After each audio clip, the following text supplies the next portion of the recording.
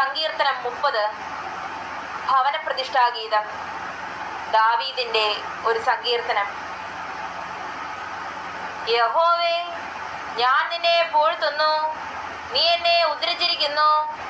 എൻ്റെ ശത്രുക്കൾ എന്നെക്കുറിച്ച് സന്തോഷിക്കുവാൻ നീ ഇടയാക്കിയതുമില്ല. എൻ്റെ ദൈവമായ യഹോവേ, ഞാൻ നിന്നോട് നിലവിളിച്ചു, നീ എന്നെ സൗഖ്യമാക്കുകയും ചെയ്തു. യഹോവേ, നീ എന്റെ പ്രാണനെ പാതാളത്തിൽ നിന്നും കരയേറ്റിയിരിക്കുന്നു. ഞാൻ കുഴിയിൽ ഇറങ്ങിപ്പോകാതിരിക്കേണ്ടതിന് നീ എനിക്ക് ജീവരക്ഷ വരുത്തിയിരിക്കുന്നു.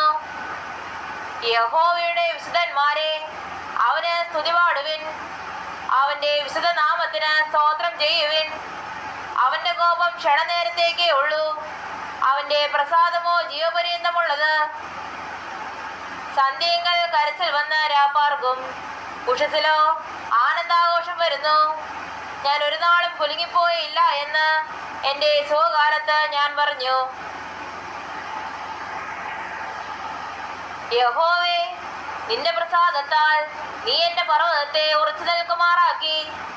നീ നിന്റെ മുഖത്തെ മറിച്ചു, ഞാൻ ഭ്രമിച്ചു പോയി. യഹോവേ, ഞാൻ നിന്നോട് നിലവിളിച്ചു, യഹോവയോട് ഞാൻ യാചിച്ചു. ഞാൻ കുഴിയിൽ ഇറങ്ങിപ്പോയാൽ എൻ്റെ രക്തം കൊണ്ട് എന്ത് ലാഭമുള്ളൂ? ധൂളി നിന്നെ സ്തുതിക്കുമോ?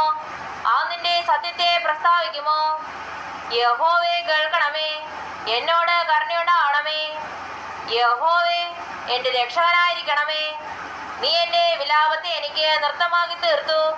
എൻ്റെ രട്ട് നീ അഴിച്ച് എന്നെ സന്തോഷം ഒടിപ്പിച്ചിരിക്കുന്നു.